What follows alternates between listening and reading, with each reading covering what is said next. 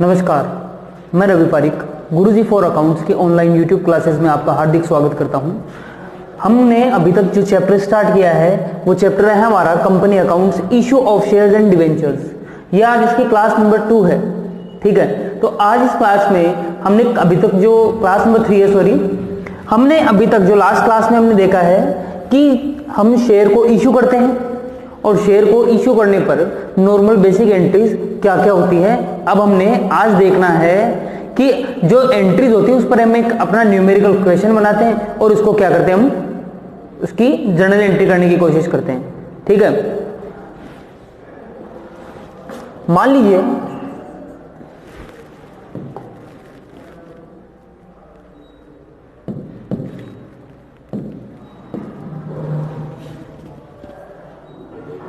ये क्वेश्चन है राम लिमिटेड।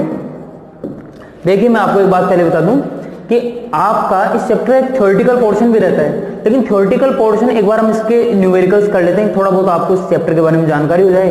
उसके बाद में जब हम इसके थ्योरेटिकल पोर्शन करेंगे तो आपको एक ही लेक्चर में आपकी इसकी अधिकतर जो थ्योरी है वो कंप्लीट करने की कोशिश करूंगा। ठीक है, तो हम इसका बिल्कुल बेसिक क्वेश्चन, फर्स्ट क्वेश्चन इसका हम उठाते हैं। Ram limited issued 1000 shares. अब जब मैंने यहां पे लिख दिया 1000 शेयर्स और मैंने आपको इसका नाम नहीं बताया कि कौन से शेयर है, इक्विटी शेयर है या प्रेफरेंस शेयर है। मैंने आपको कल बताया कि शेयर हमारे दो टाइप के होते हैं, एक तो होते हैं इक्विटी शेयर और एक होता है हमारा preference share.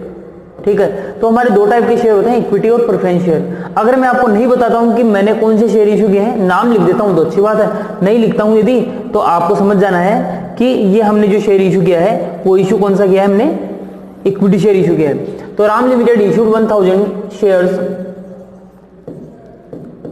Of ₹100 each.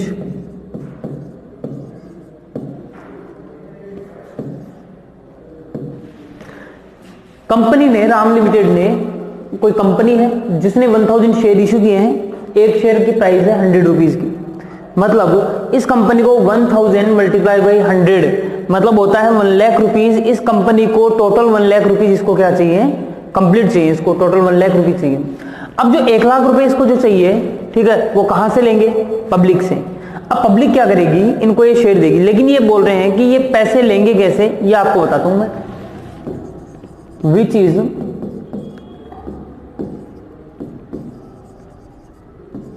Payable as follows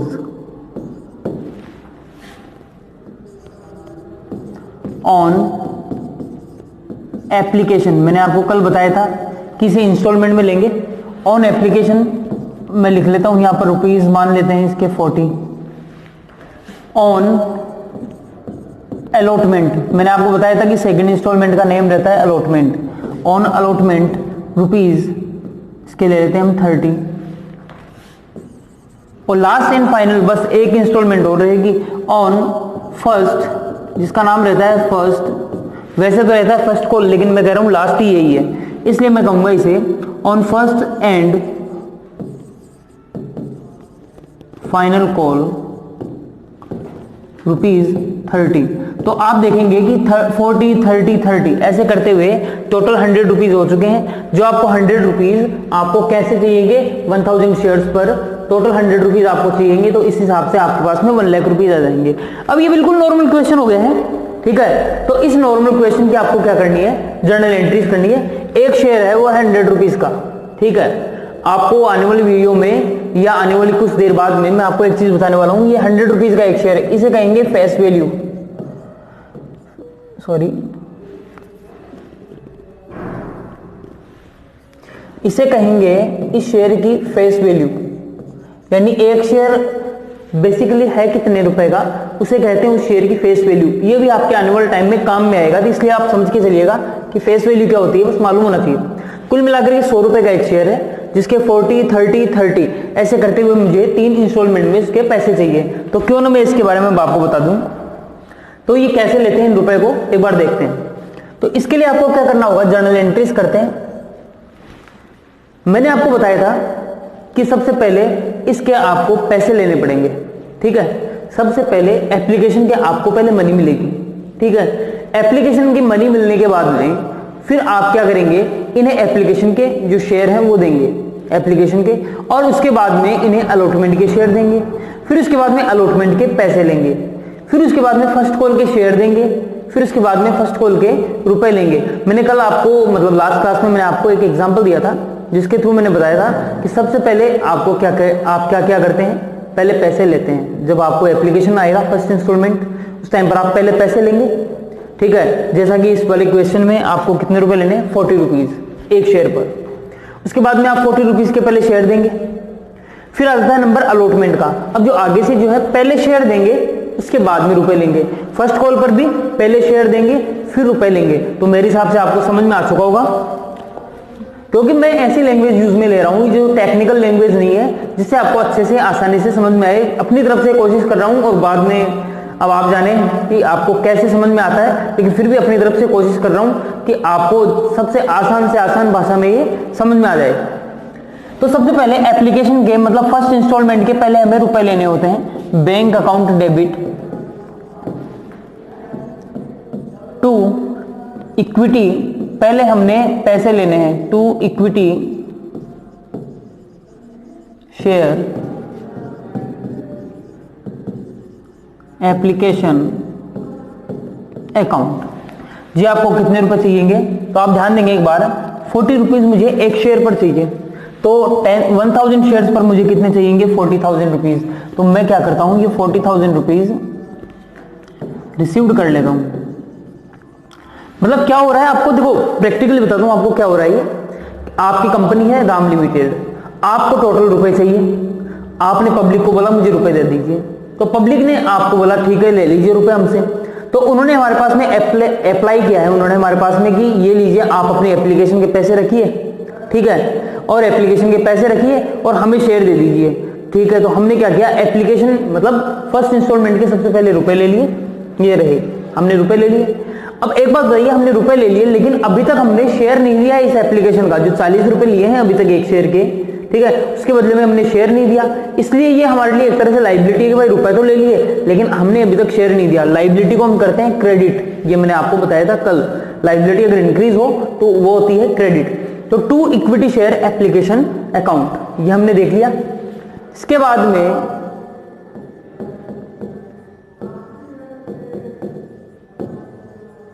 इनके दे देते हैं हम एप्लीकेशन के शेयर। तो ये जो एक काम और करता हूं, इसके साथ में एक ही बार करूंगा मैं केवल इस क्वेश्चन में, बाकी हमेशा सेम ही चलता है, एंट्रीज भी सेम ही चलती है। इसकी मैं नरेशन भी आपके सामने लिख देता हूं। इसकी जो नरेशन रहेगी, इसकी नरेशन रहेगी बीइंग एप्लीकेशन मनी रिसीव्ड। आपको एप्लीकेशन का अमाउंट रिसीव्ड हो चुका है, इसलिए आप बोलेंगे बीइंग एप्लीकेशन मनी रिसीव्ड, ताकि एक बार आपकी इसकी जो नरेशन है वो भी इसके साथ साथ में आपके लिए हो जाए। इसके बाद में एप्लीकेशन के रुपए तो आ गए, अब हमें एप्लीकेशन के अब शेयर देने हैं। शेयर देने जब हम शेयर देंगे तो वैसे ये जो लाइबिलिटी थी अभी, जो ये लाइबिलिटी है इक्विटी शेयर एप्लीकेशन नाम से, ये आपकी लाइबिलिटी एक तरह से डिक्रीज हो जाएगी। क्यों हो जाएगी, क्योंकि आप इन्हें शेयर दे रहे हैं, रुपए लिए थे पहले, लाइबिलिटी बन गई थी, अब आप इन्हें इनके शेयर दे रहे हो, तो इसलिए हमारे लिए लाइबिलिटी क्या हो जाएगी, डिक्रीज। और जब भी लाइबिलिटी डिक्रीज हो तो ये होती है debit. Equity share application account debit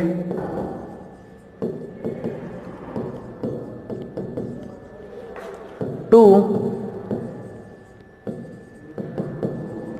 equity share capital sorry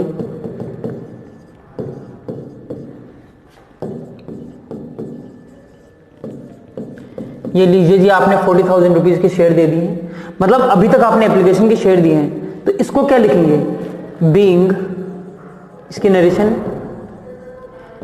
application money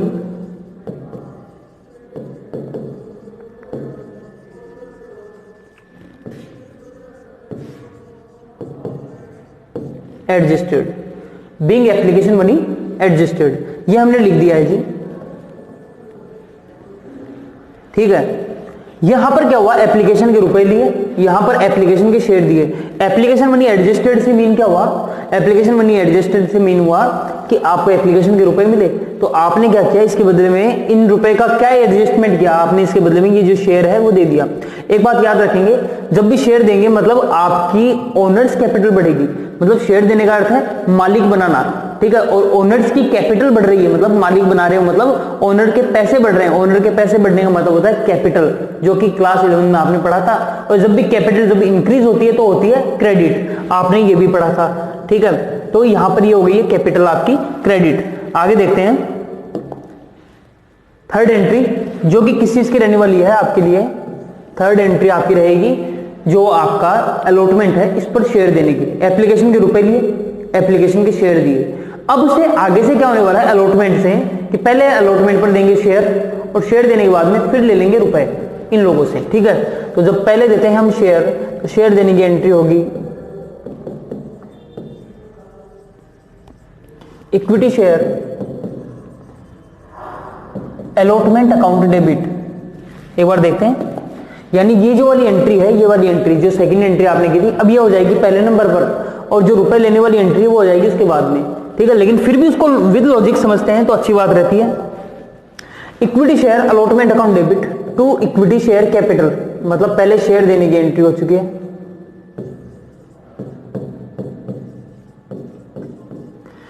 कितने रुपए, तो एक बार देख लेते हैं। अलॉटमेंट पर आपको एक शेयर का है 30 रुपीज, तो आपके लिए 1000 शेयर के हो जाते हैं 30,000 रुपीज। ये लीजिए जी 30,000 रुपीज हमने लिख दिए हैं। इसके बाद में इसकी जो नरेशन होगी वो लिख देते हैं। इसकी नरेशन होगी बीइंग अलॉटमेंट ड्यू या अलॉटमेंट मनी ड्यू, आप ऐसे भी लिख सकते हैं। ड्यू करने का मीन क्या हुआ है, ड्यू करने का मीन हो चुका है कि अब आपको अलॉटमेंट के रुपए चाहिए, आपने ड्यू हो चुका है अमाउंट, भाई हमने आपको अलॉटमेंट के जो शेयर हैं वो देने हैं वो दे दिए, लेकिन अब मुझे अलॉटमेंट के लिए चाहिए रुपए, इसलिए हम कहेंगे बीइंग अलॉटमेंट मनी ड्यू। अब एंट्री होगी आपकी अलॉटमेंट के अमाउंट को रिसीव्ड करने की एंट्री होगी। अलॉटमेंट का जो अमाउंट रिसीव्ड किया जाएगा तो आप करेंगे bank account debit to equity share allotment account. Bank account debit 30,000। आप ये बात तो सब समझते होंगे कि जब भी रुपए आते हैं तो बैंक अकाउंट डेबिट हो जाता है, जाते हैं तो बैंक से तो बैंक अकाउंट क्रेडिट हो जाता है। आपने यहां पर ये देख लिया bank account debit 30,000 rupees to equity share allotment account. To equity share allotment account से क्या मीन हुआ, ये जो आपका अलॉटमेंट का जो अमाउंट डेबिट चल रहा है, मतलब आपके लिए असेट्स था ये अलॉटमेंट, ठीक है, असेट्स था आपके लिए कि भाई हमें रुपए मिलने चाहिए लेकिन अभी तक हमें मिले नहीं थे, अब मिल गए हैं तो ये असेट्स आपकी हो जाएगी डिक्रीज, इसलिए आपने कर दिया है यहाँ पर ये क्रेडिट, ठीक है। तो इसके लिए आप क्या लिखेंगे, बीइंग, सिंपल सी चीज है, being allotment money received, being allotment money received, ये आपकी एंट्री हो चुकी है, ठीक है। अब हम क्या करते हैं, अब हम चलो नेक्स्ट स्लाइड पे लिख देता हूं। अब हम फर्स्ट कॉल की जो एंट्री है, मतलब पहले फर्स्ट कॉल पर हम क्या करेंगे, शेयर देंगे और फिर फर्स्ट कॉल पर रुपए लेंगे। तो इसकी एंट्री लिखते हैं हम यहां पर इक्विटी शेयर फर्स्ट कॉल। लेकिन थोड़ा ध्यान देने लायक बात है कि ये जो फर्स्ट है वही फाइनल है, इसलिए हम लिखेंगे equity share first and final call account debit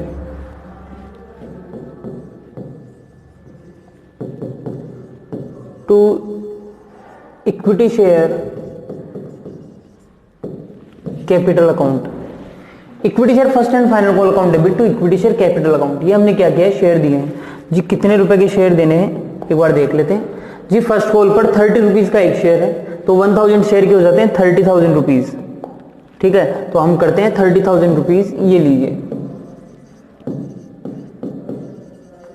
ये दे दिए हमने 30,000 रुपीज। इसके बाद में last and final entry,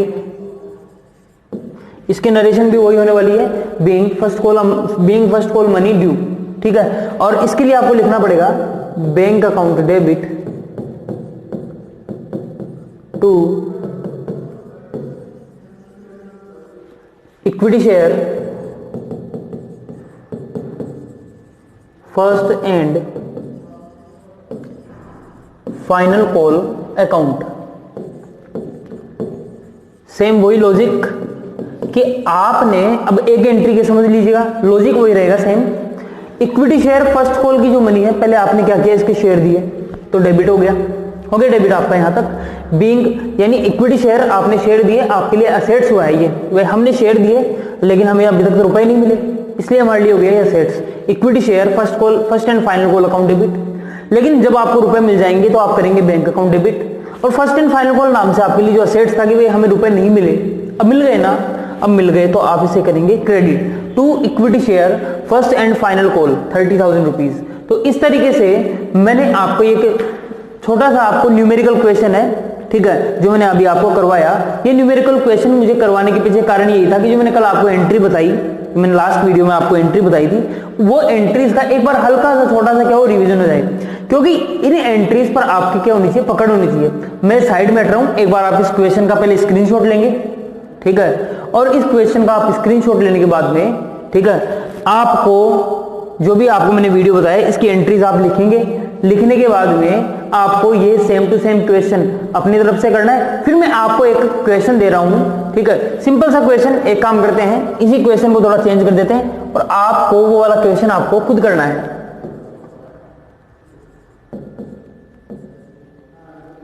Ram की जगह मान लेते हैं श्याम लिमिटेड कर देते हैं।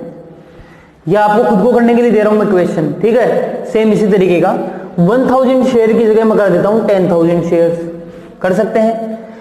एक शेयर का जो प्राइस है, जो फेस वैल्यू है इसकी, ठीक है, वो हम कर लेते हैं 50 रुपीज, ठीक है। और ये जो एप्लीकेशन